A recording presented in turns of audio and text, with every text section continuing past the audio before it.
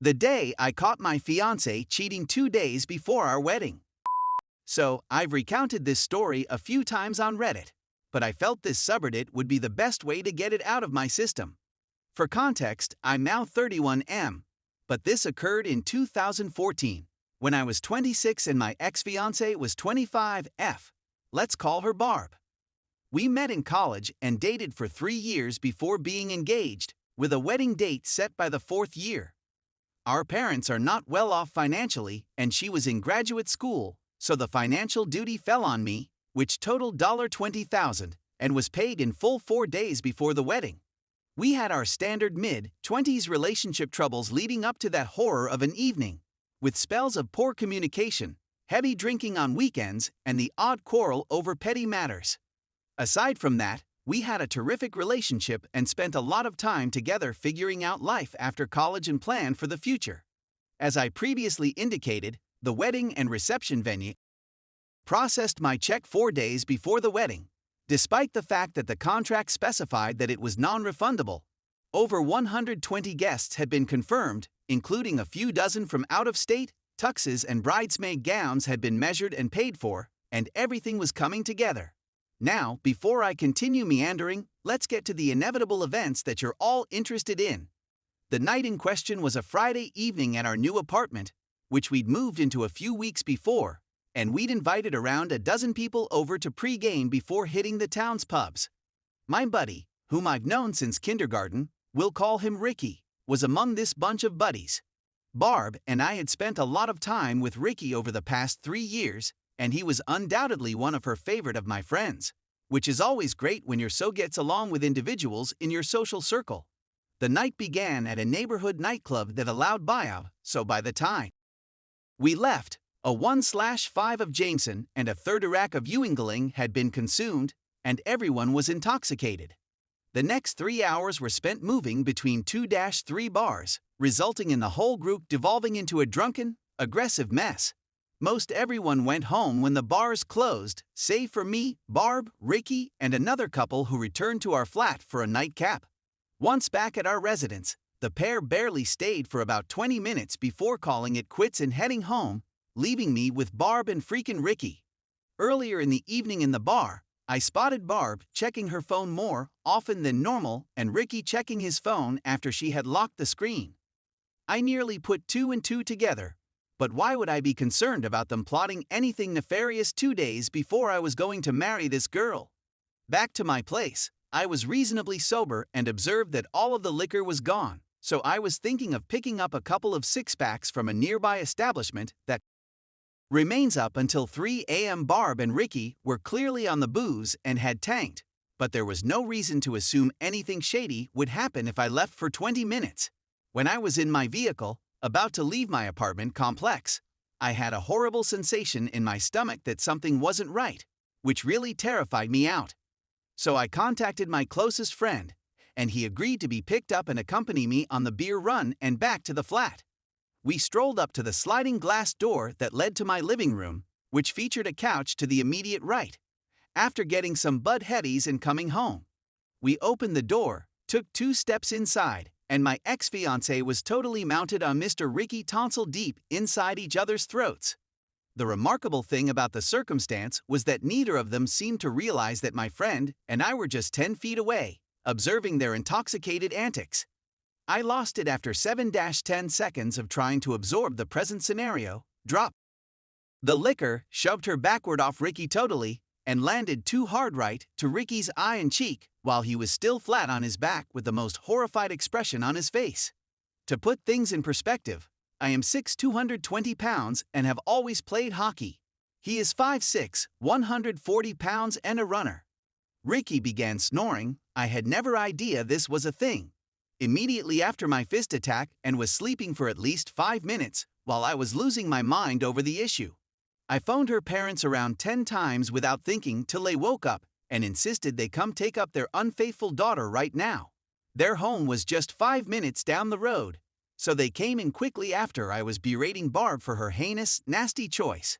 Her parents rushed towards me, yelling at Barb, Ricky on the sofa, and my friend calming the issue. The first thing I informed everyone was that the wedding had been canceled. I wanted the ring back, stating that I'd rather lose $20K than spend the rest of my life with an unfaithful partner. Her parents spent the next 20 minutes trying to talk me out of it and sometimes justifying Barb's conduct, asking things like, "Why can't you forgive her? And isn't it too late to cancel the wedding?" Meanwhile, Ricky awoke with the right half of his face swelled to the size of a grapefruit and his left eye closed. It was difficult to get him out of the apartment since he was too intoxicated to drive. So I contacted his brother, who was 20 minutes away, and spent that time berating Barb, Ricky, and her parents. Surprisingly, despite my wrath, I was able to keep my cool long enough to communicate my feelings. When I've been this unhappy in the past, my brain felt jumbled, and I had difficulty condensing and forming my ideas into coherent phrases. No, not this time. I had meticulously taken apart each objection, opinion, or appeal for reconsideration uttered by everyone in the room by the time Ricky's brother picked him up and Barb's parents shuttled her home. It felt fantastic. I'm not going to pretend that the months that followed were simple and that everything worked out in my favor. 2 months later, the pharmaceutical firm where I worked decided to lay off my whole division. I had piled up thousands of dollars in credit card debt to pay for the wedding, unemployment followed me for 5 months, and I was diagnosed with major depression. Life was a roller coaster for a few years, and I wouldn't wish it on anybody, but now that I'm 31, things have calmed down and I couldn't be happier. Thank you for allowing me to air my grievances. Story 2. Is cheating on a cheater okay? This is a lengthy tale, but to summarize, my spouse cheated on me 2 years ago, and now I'm semi-cheating. My spouse confessed to me about an affair 2 years ago. We had barely been married for a year. He had really begged for a divorce since our relationship was so awful at the time. We argued all the time, and I put him down and shouted at him all the time.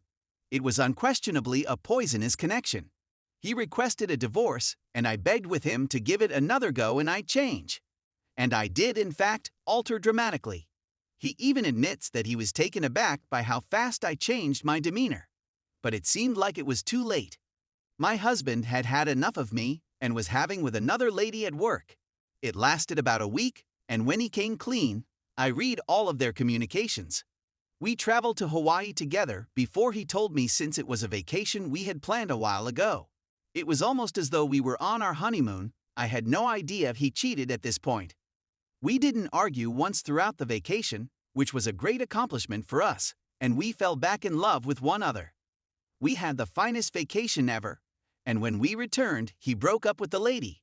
I had no idea until a few months later when he came clean. He said that he had been feeling quite bad about it. He displayed all of that text tone.